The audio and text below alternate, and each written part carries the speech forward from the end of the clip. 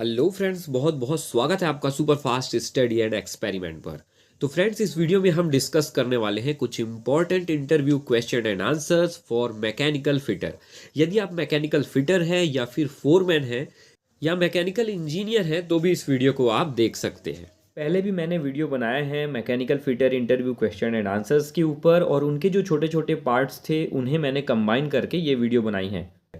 तो फ्रेंड्स, ऐसे ही industrial technical videos, mechanical engineering field से रिलेटेड वीडियोस इस यूट्यूब चैनल पर मैं अपलोड करता रहता हूँ। 930 से ज़्यादा वीडियोस जो हैं अब तक मैंने अपलोड कर दी हैं, और मैं रेगुलरली नए नए वीडियोस जो है वो अपलोड करता रहता हूँ। अगर आप मेरे चैनल पर नए हैं तो प्लीज़ इस वीडियो को लाइक करें और चैनल को सब्सक्राइब करके बेल आइकन को जरूर प्रेस कर लें ताकि हर एक नए वीडियो का नोटिफिकेशन आप तक पहुँच पाए। तो फिलहाल इस वीडियो को स्टार्ट करते हैं, बने रहिएगा वीडियो में अंत तक। सबसे पहला क्वेश्चन है, what is reamer and why it is used. यानी कि रिमर क्या होता है और इसका इस्तेमाल किस लिए किया जाता है, ये आपको बताना है। रिमर एक तरह का रोटरी कटिंग टूल होता है जिसका इस्तेमाल किया जाता है मेटल वर्किंग में।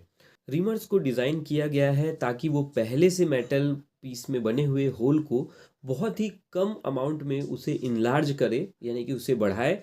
लेकिन उसके साथ ही इसका मेन ऑब्जेक्टिव होता है कि ये बहुत ही एक्यूरेट सरफेस फिनिश दे।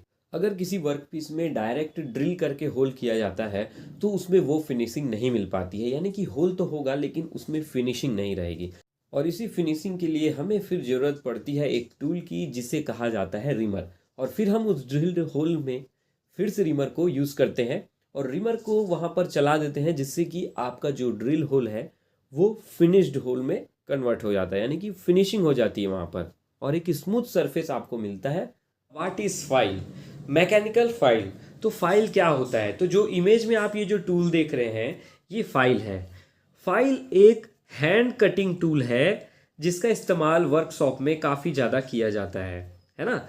ये स्टील के हार्डन पिट से बना हुआ रहता है, हाई ग्रेड स्टील का बना रहता है, जिसमें कि काफ़ी सारे टीथ होते हैं, पतले पतले, एक मतलब तिरछे टीथ होते हैं काफ़ी सारे, जिसकी सहायता से क्या होता है, इसकी मदद से मेटल पीसेस को कट किया जाता है, फिनिश किया जाता है ना। तो इसका इस्तेमाल वर्कशॉप में काफ़ी ज़्यादा किया जाता है। आपको ये भी पूछा जा सकता है कि टाइप्स ऑफ फाइल क्या क्या होते हैं। तो फाइल काफ़ी टाइप्स के आते हैं, जैसे कि राउंड फाइल हो गया, रफ फाइल हो गया। रफ फाइल में जो टीथ होते हैं वो काफ़ी बड़े बड़े होंगे, है ना। और फाइन्स फाइल हो गया, उसमें टीथ काफ़ी छोटे छोटे होते हैं और उसका इस्तेमाल फिनिशिंग के लिए, सरफेस फिनिशिंग के लिए किया जाता है। नेक्स्ट क्वेश्चन है आपका, व्हाट इज नर्लिंग। तो फ्रेंड्स, जैसा कि आप इमेज में देख रहे हैं, knurling is the metal modification process of creating small ridges along a metal object surface to improve the ease with which such an object can be physically handled, lifted or gripped। यानी कि knurling एक ऐसा modification process है जिसमें metal piece पर इस तरह की ग्रिप क्रिएट की जाती है, ग्रिप्स बनाया जाता है ताकि उसे आसानी से पकड़ा जा सके, उसमें हमें अच्छे से ग्रिप मिले उस ऑब्जेक्ट को पकड़ने के समय, है ना। और लेथ में इस ऑपरेशन को किया जाता है, ठीक है। नेक्स्ट क्वेश्चन है आपका, व्हाट इज स्ट्रेनर। यानी कि स्ट्रेनर क्या होता है आपको ये बताना है। तो जो आप इमेज में देख रहे हैं ये ऑब्जेक्ट है स्ट्रेनर, है ना। Strainer can be defined as a pipe fittings through which liquid is passed for purification, filtering और सेपरेशन फ्रॉम सॉलिड मैटर्स। यानी कि पाइपलाइंस में इसका इस्तेमाल किया जाता है। पंप्स जहाँ पर है, पाइपलाइंस है जहाँ पर, वहाँ पर स्ट्रेनर का इस्तेमाल किया जाता है। ये एक फिल्ट्रेशन ऑब्जेक्ट है, यानी कि जिस तरह से हम नॉर्मली छन्नी का इस्तेमाल करते हैं उस तरह से इसका इस्तेमाल किया जाता है ताकि जो सॉलिड पार्टिकल्स हैं, जो बड़े पीसेस हैं, वो पाइपलाइन में ना जाएं, इक्विपमेंट्स पे ना जाएं, ताकि वो डैमेज ना हो। तो ये आपके इक्विपमेंट को सेव करता है चोक होने से, पाइपलाइन को जाम होने से और रस्टिंग जैसी प्रॉब्लम से भी काफ़ी कुछ हद तक आपकी पाइपलाइंस और पाइप फिटिंग्स को, साथ में आपके पंप्स को भी सेव करता है, उसकी इम्पेलर को भी वियर होने से बचाता है। तो ये होता है स्ट्रेनर और स्ट्रेनर का फंक्शन। नेक्स्ट क्वेश्चन है आपका, name different types of valve. यानी कि आपको खाली वॉल्व्स के टाइप्स का नाम बताना है ना। तो इसका आंसर है गेट वॉल्व, जो पहला इमेज में दिख रहा है, ग्लोब वॉल्व, है ना, Y globe valve, ball valve, plug valve, diaphragm valve, reducing valve, pinch valve, butterfly valve, swing check valve, lift check valve, safety valve। तो ये सब अलग अलग टाइप्स के वॉल्व हैं। नेक्स्ट क्वेश्चन है आपका, which type of oil is used in industrial gear box, यानी कि जो गियर बॉक्स होते हैं इंडस्ट्रीज में यूज होने वाले, उसमें कौन से टाइप का ऑयल का इस्तेमाल किया जाता है। तो इसका आंसर है गियर ऑयल। अलग अलग ग्रेड्स के गियर ऑयल का इस्तेमाल किया जाता है उसके एप्लीकेशन के अकॉर्डिंगली। फॉर एग्जांपल 220, 320, 460, ये सब गियर ऑयल्स हैं। ठीक है फ्रेंड्स। नेक्स्ट क्वेश्चन है आपका, what is function of oil seal in gear box, यानी कि आपको ये बताना है कि गियर बॉक्स में ऑयल सील का क्या फंक्शन है ना। गियर बॉक्स में ऑयल सील का इस्तेमाल क्यों किया जाता है। तो देखिए फ्रेंड्स, जैसा कि नाम से क्लियर है, ऑयल सील का काम होता है ऑयल को गियर बॉक्स में सील करके रखना, यानी कि लीकेज नहीं होने देना। देखिए गियर बॉक्स में शाफ्ट होता है, इनपुट शाफ्ट और आउटपुट शाफ्ट। गियर बॉक्स का केशिंग होता है जिसके अंदर ऑयल फिल अप रहता है, यानी कि उसके अंदर ऑयल भरा रहता है। तो जब गियर बॉक्स का शाफ्ट मूव करता है तो शाफ्ट जो है मूविंग पार्ट है, जबकि केसिंग जो है वो फिक्स पार्ट है। अब मूविंग पार्ट और फिक्स पार्ट के बीच में जो गैप है वहाँ से ऑयल लीक कर सकता है ना। तो वहाँ पर टाइट फिटिंग्स और सीलिंग करने के लिए रबर के सील्स का इस्तेमाल किया जाता है, जिसे कि ऑयल सील कहा जाता है। ऑयल सील शाफ्ट के ऊपर और गियर बॉक्स के केसिंग में अच्छे से फिट हो जाता है और एक अच्छा सीलिंग एजेंट वहाँ पे बनता है, जिससे कि ऑयल जो है वो गियर बॉक्स से बाहर लीक नहीं करता है। नेक्स्ट क्वेश्चन है आपका, what is the meaning of number printed in a oil seal, यानी कि ऑयल सील में जो नंबर लिखे होते हैं उसका मतलब क्या होता है। तो फॉर एग्जांपल हमारा ऑयल सील है, उसमें नंबर लिखा हुआ है 130-160-10। इसका मतलब ये हुआ कि उस ऑयल सील का इंटरनल डायमीटर 130 mm है, जबकि उसका एक्सटर्नल डायमीटर जो है वो 160 mm है, और उसका जो हाइट है वो है 10 mm, है ना। यानी कि अगर मैं कहूँ तो ऑयल सील के ऊपर जो नंबर रहता है वो उसके डायमेंशन को मेंशन करता है, उसके साइज को बताता है। अलग अलग साइज के ऑयल सील्स आते हैं अलग अलग गियर बॉक्सेस के लिए। तो हमारा क्वेश्चन है, in conveyor belt how many pulleys are used, जो कन्वेयर बेल्ट होते हैं उसमें कितने पुल्ली का इस्तेमाल होता है। तो 6 पुल्लीज का इस्तेमाल होता है। आप यहाँ पे डायग्राम देख सकते हैं, यानी कन्वेयर बेल्ट में 6 पुल्ली होते हैं। पहला हो गया हेड पुल्ली, दूसरा टेल पुल्ली, तीसरा टेकअप पुल्ली, चौथा स्नब पुल्ली और 2 बैंड पुल्ली होते हैं। यहाँ डायग्राम में आप देख सकते हैं, हेड पुल्ली मोटर से कनेक्टेड रहता है, टेल पुल्ली कन्वेयर बेल्ट के सबसे पीछे में लगा होता है, और टेकअप पुल्ली ग्रेविटी टेकअप जो नीचे लटका हुआ है, सस्पेंडेड है वेट के साथ, वो है, और उसके आजू बाजू ऊपर में जो लगा है वो है बैंड पुल्ली। तो ये बेसिक क्वेश्चन आपको पता होना चाहिए। नेक्स्ट क्वेश्चन है आपका, name types of idler used in conveyor belt, यानी कि आपको सिंपली ये बताना है कि कन्वेयर बेल्ट में कौन कौन से टाइप्स ऑफ आइडलर का इस्तेमाल किया जाता है। आइडलर जिसे कि रोलर भी कहा जाता है। एक नॉर्मल कन्वेयर बेल्ट में कैरिंग आइडलर जो कि ऊपर में लगता है, रिटर्न आइडलर जो कि नीचे में लगता है, और एक होता है इम्पैक्ट आइडलर जो कि कैरिंग आइडलर ही होता है और उसे इम्पैक्ट कैरिंग आइडलर कहा जाता है। उस कैरिंग आइडलर में ऊपर में रबर की कोटिंग लगी होती है और उसे ऐसे जगह में लगाया जाता है जहाँ पर कन्वेयर बेल्ट में मटेरियल रिसीव होता है, ताकि कन्वेयर बेल्ट में इम्पैक्ट ना पड़े मटेरियल का। तो ये हो गए आपके टाइप्स ऑफ आइडलर या फिर रोलर इन अ कन्वेयर बेल्ट। ये भी काफ़ी बेसिक और इजी क्वेश्चन है, लेकिन पूछ लिया जाता है इंटरव्यू में, और हर इंडस्ट्रीज़ में कन्वेयर बेल्ट जो है वो रहता ही है। तो इस टॉपिक को आप अच्छे से प्रिपेयर कर लें। नेक्स्ट क्वेश्चन है आपका, which type of bearing is used in a conveyor belt pulley, यानी कि जो कन्वेयर बेल्ट है उसकी पुल्लीज़ में, जैसे कि हमने देखा था कि 6 पुल्ली यूज़ होते हैं कन्वेयर बेल्ट में, तो वो सारे पुल्लीज़ में कौन से टाइप के बेयरिंग का इस्तेमाल होता है। तो इसका आंसर है spherical roller bearing with taper bore, यानी कि जो डबल स्फेरिकल रोलर बेयरिंग होते हैं विथ टेपर बोर, उनका इस्तेमाल किया जाता है। नेक्स्ट क्वेश्चन है pulley having shaft diameter 65 mm which bearing is used. यानी कि एक पुल्ली है जिसका शाफ्ट का डायमीटर जो है वो 65 mm है, तो उसमें कौन सा बेयरिंग लगेगा, यानी कि कौन सा बेयरिंग फिट होगा, ये आपको बताना है। तो फ्रेंड्स देखिए, मैं आपको बता रहा हूँ इसका कैलकुलेशन। इसमें लगेगा 22,215 बेयरिंग, है ना, ई के, जो ये हम कन्वेयर बेल्ट की पुल्ली की ही बात कर रहे हैं। 22,215 ई के जो बेयरिंग है वो लगेगा, spherical roller bearing with taper board. 22,215, आखिरी का जो दो डिजिट है वो है 15। 15 को 5 से मल्टीप्लाई करेंगे तो हमारा बेयरिंग का आईडी आ जाता है। 15 multiply by 5 is equal to 75। अब यहाँ पर एडॉप्टर स्लीव लगता है ना, तो स्लीव की थिकनेस होती है 5 mm, तो 5 mm इस साइड 5 mm उस साइड, तो 10 mm हो गया, है ना। तो फिर 75 माइनस 10, तो 65 mm के साफ्ट में ये फिट बैठेगी। ऐसे निकालते हैं कितने के साफ्ट में कितने का बेयरिंग लगता है। इसके ऊपर अलग से वीडियो भी है, चैनल पर आप जाएं तो जाके देख सकते हैं। नेक्स्ट क्वेश्चन है which equipment is used to measure bearing clearance. यानी आपको ये बताना है कि जो बेयरिंग्स होते हैं उनकी क्लियरेंस को मेज़र करने के लिए किस इक्विपमेंट का इस्तेमाल किया जाता है। तो इसका आंसर है फिलर गेज। फिलर गेज का इस्तेमाल किया जाता है बेयरिंग क्लियरेंस को मेज़र करने के लिए। ये काफ़ी आसान क्वेश्चन है लेकिन इसे पूछा जाता है इंटरव्यूज़ में। फिलर गेज कुछ इस तरीके से दिखता है, आप यहाँ पर देख सकते हैं इमेज में, ये हो गया filler gauge.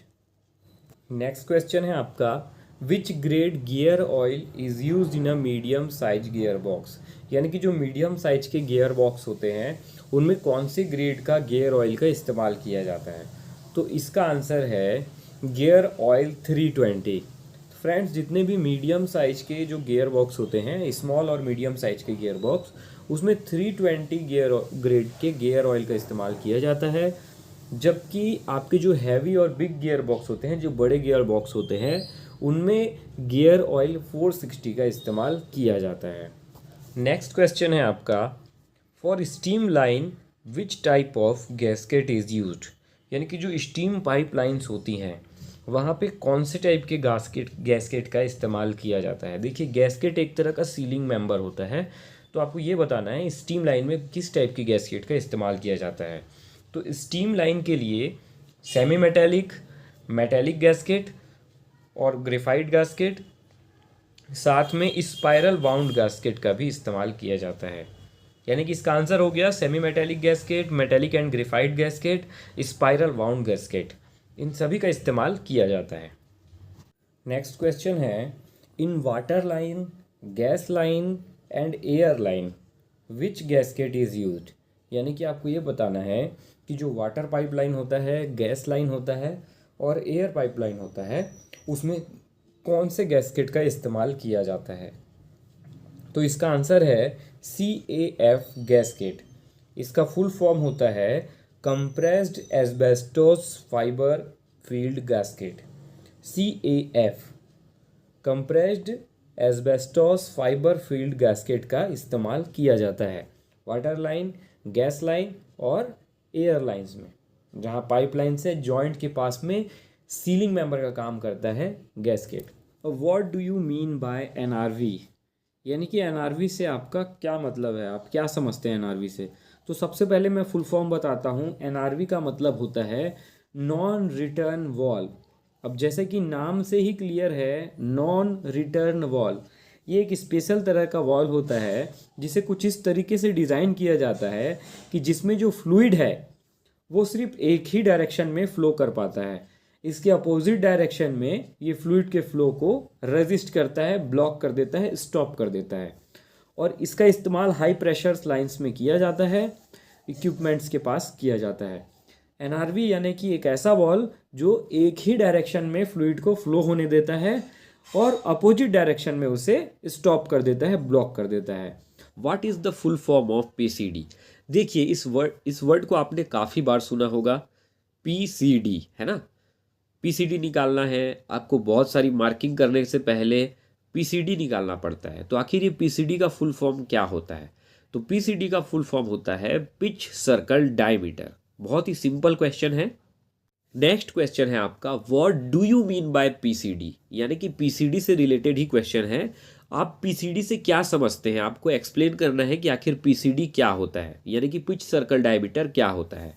Pitch circle diameter वह डायमीटर होता है जो हर एक बोल्ट के होल से होकर के गुजरता है। जैसा कि आप इमेज में यहाँ पर देख सकते हैं, ये एक फ्लैंज है और इसमें होल कटी हुई है ना, होल कटी हुई है, और इन्हीं होल से होकर जो सर्कल गुजरेगी उसे ही पिच सर्कल डायमीटर कहा जाता है। यानी कि आपको होल की अगर मार्किंग करनी है फ्लैंज में, तो सबसे पहले आप पिच सर्कल डायमीटर की ही मार्किंग करेंगे। नेक्स्ट क्वेश्चन है आपका, for pipe fittings tightening and loosening which tool is used, यानी कि आपसे ये पूछा गया है कि पाइप की फिटिंग करने के लिए, उसे टाइट करने के लिए या लूज करने के लिए कौन से टूल का इस्तेमाल किया जाता है। तो इसका आंसर है पाइप रिंच। पाइप रिंचेस का इस्तेमाल किया जाता है पाइप की फिटिंग्स के लिए, टाइटनिंग और लूजनिंग के लिए। पाइप रिंच कुछ इस तरह से दिखते हैं जैसा कि आप इमेज में देख सकते हैं। इसमें दो जॉ होती है, जिसमें से एक जॉ फिक्स होती है, जबकि दूसरी जॉ को आप एडजस्ट करके इसका साइज को कम या ज़्यादा कर सकते हैं। नेक्स्ट क्वेश्चन है आपका, for finishing of drill hole which tool is used, यानी कि जो होल ड्रिल किया जाता है किसी भी वर्क पीस पे, है ना, तो उसको फिनिशिंग कैसे की जाती है, यानी कि उसके फिनिशिंग के लिए कौन से टूल का इस्तेमाल किया जाता है, ये आपको बताना है। तो उसके लिए इस्तेमाल किया जाता है रीमर का। ये जो इमेज आप देख रहे हैं ये है रीमर। नेक्स्ट क्वेश्चन है आपका, which number spanner is used for 12 mm bolt, यानी कि 12 mm के जो बोल्ट है उसके लिए कौन से नंबर का स्पैनर यानी कि पाना लगता है। तो उसके लिए 19 यानी कि 19 नंबर का पाना लगता है। नेक्स्ट है आपका, विच इस number spanner is used for 10 mm bolt, यानी कि 10 mm के बोल्ट के लिए कौन से नंबर का स्पैनर यानी कि पाना का इस्तेमाल किया जाता है। तो इसका आंसर है 17 नंबर का जो स्पैनर है उसका इस्तेमाल किया जाता है। और नेक्स्ट क्वेश्चन है वो भी इसी से ही रिलेटेड है, which number spanner is used for 16 mm bolt, तो 16 mm के बोल्ट के लिए कौन से नंबर का स्पैनर का इस्तेमाल किया जाता है। तो 24 नंबर के स्पैनर यानी कि 24 नंबर के पाना का इस्तेमाल किया जाता है 16 mm के बोल्ट के लिए। इंडस्ट्री में सबसे ज़्यादा 12 और 16 mm के बोल्ट का इस्तेमाल किया जाता है। इसके अलावा बाकी के बोल्ट्स के स्पैनर साइज भी आपको पता होने चाहिए।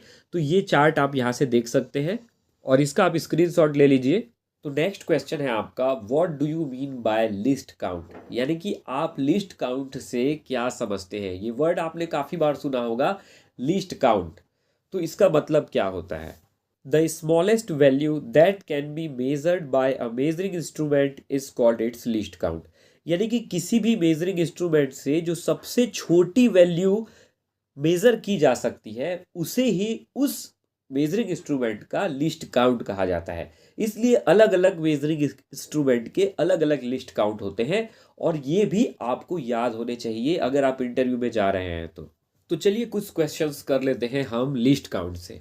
तो सबसे पहला क्वेश्चन है इसमें का कि वर्नियर कैलिपर का लिस्ट काउंट कितना होता है। What is the least count of vernier caliper. तो इसका आंसर है the least count of vernier caliper is 0.02 mm, या फिर इसे 1/50 भी कहा जाता है, यानी कि वर्नियर कैलिपर से 1 mm के 50वें हिस्से तक को मेजर किया जा सकता है। इतनी छोटी वैल्यू को मेजर किया जा सकता है। नेक्स्ट क्वेश्चन है आपका, what is the least count of micrometer, यानी कि माइक्रोमीटर का लिस्ट काउंट कितना होता है।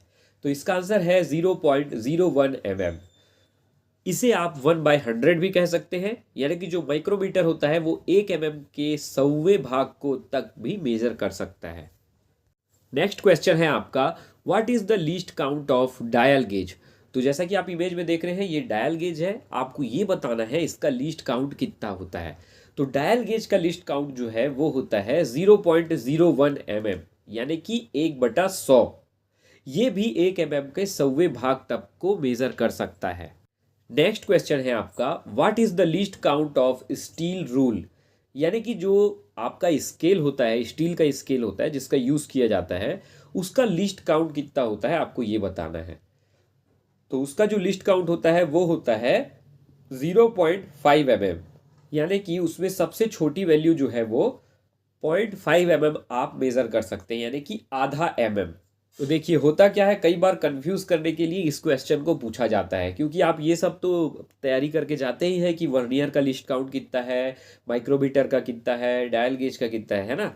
तो आपको कंफ्यूज करने के लिए पूछ दिया जाता है what is the least count of steel rule, या फिर है ना, और आप कंफ्यूज हो जाते हैं इस वर्ड्स को सुनकर। तो कंफ्यूज आपको नहीं होना है, अपना कॉन्सेप्ट क्लियर रखना है और कॉन्फिडेंस के साथ इंटरव्यू देना है। तो अगर आप इंटरव्यू की तैयारी कर रहे हैं तो बेस्ट ऑफ लक। ऐसे ही और भी बहुत सारे वीडियो चैनल पर अपलोडेड हैं, आप चैनल के प्लेलिस्ट पर जा करके mechanical fitter and engineer interview question and answers में जा करके बहुत सारे ऐसे वीडियोस जो है वो देख सकते हैं और अपनी तैयारी कर सकते हैं। तो दोस्तों उम्मीद करता हूँ ये वीडियो आपको 1% भी हेल्पफुल लगी हो, तो प्लीज़ इस वीडियो को लाइक कर दीजिएगा, चैनल को सब्सक्राइब कर दीजिएगा। फिर से मिलेंगे नेक्स्ट वीडियो में, तब तक के लिए अलविदा।